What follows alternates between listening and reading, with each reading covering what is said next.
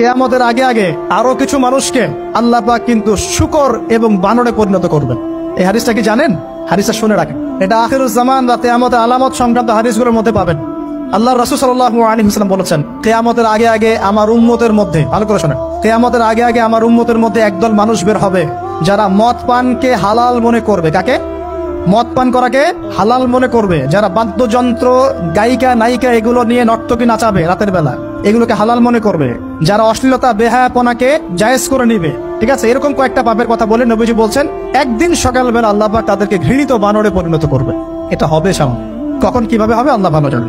এবার আমি কনসেপ্টে চলে আসি। এই যে পৃথিবীতে নেমে আসলাম, তাহলে আমরা কোত্থেকে আসছি ভাই? আমরা কি পৃথিবীর অধিবাসী ছিলাম? আমরা জান্নাতে ছিলাম, ওখান থেকে আল্লাহ পাক পাঠিয়েছে। এবার পৃথিবীতে এসে আদম আলাইহিস সালামের যুগে খুব একটা দুর্ঘটনা ঘটে নাই, একটা ঘটেছে। কয়টা? একটা।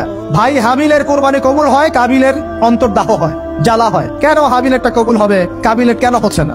এই হিংসার বশবর্তী হয়ে কাবিল হাবিলকে হত্যা করে ফেলে। হত্যা করে লাশটা দাফন করার পদ্ধতিও তার জানা ছিল না। আল্লাহ কাককে পাঠালেন, কাককে দেখে সে শিখলো। প্রথম দুর্ঘটনা হচ্ছে হাবিল কাবিলের দুর্ঘটনা। বলে রাখি, আজকেও নিজের ভাইয়ের বেশে বহু কাবিল মুসলিম সমাজের মধ্যে ঘুরে বেড়ায়। নিজের ভাইয়ের লেবাসে, পোশাকে, সুরতেই বহু কাবিল এখনো কিন্তু মুসলিম সমাজে ঘুরে বেড়ায়। তো আমরা কাবিলদেরকে কাবিলের পরিণতি সম্পর্কে সচেতন করতে চাই। হাবিল বলেছিল, তুমি যদি আমাকে মারতে আসো, আমি তোমাকে মারার জন্য হাত বাড়াবো না। হাবিল জান্নাতে যাবে আর কাবিল জাহান্নামে যাবে। কেন কাবিল জাহান্নামে যাবে? নবীজি বলেছেন, পৃথিবীর প্রথম হত্যাকাণ্ড সংগঠিত করেছে কাবিল। এই কারণে পৃথিবীতে যত খুন হবে, সমস্ত খুনের পাপের একটা অংশ কাবিলের আমলনামায় যোগ করা হবে। বলে নাউজুবিল্লাহ। একটা কথা মনে রাখবেন, সদকায়ে জারিয়া যেমন আছে, গুনাহে জারিয়াও আছে। একটা মদের দোকান দিয়েছেন, যত মানুষ মদ খাচ্ছে, সমস্ত গোনার একটা অংশ আপনার কাঁধে আসছে। সিনেমা হল করেছেন, মানুষ সারাদিন নেকটা ছবি দেখে, নগ্ন ছবি দেখে, যত মানুষ এখানে পাপ করবে, সমস্ত পাপের একটা অংশ আপনার কাঁধে যাবে। আবার একটা মাদ্রাসা করেছেন, যত মানুষ এখানে দ্বীনি ইলম শিখবে, এই নেকির একটা অংশ আপনি পাবেন ইনশাআল্লাহ। মরে গেলেও কবরে পাবেন ইনশাআল্লাহ। আল্লাহ পাক আমাদের সবাইকে সদকায়ে জারিয়া করার তৌফিক দেন, গুনাহে জারিয়া থেকে বাঁচিয়ে রাখুন।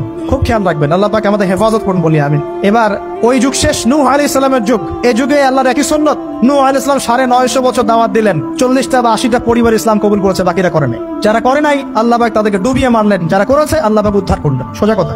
আজকে সারা পৃথিবীতে যত মানুষ আমরা বেঁচে আছি না, আমরা কোনো না কোনো ভাবে ওই 80 পরিবারের সদস্য। আমরা ভাই ভাই, আমরা ওই ফ্যামিলি, 80 ফ্যামিলির অন্তর্ভুক্ত। কিরকম করে? নূহ আলাইহিস সালামের 4 সন্তান ছিল। কয় সন্তান? এক সন্তানের নাম হচ্ছে হাম। কি নাম? হাম। হাম ছিল একটু কালো বর্ণ।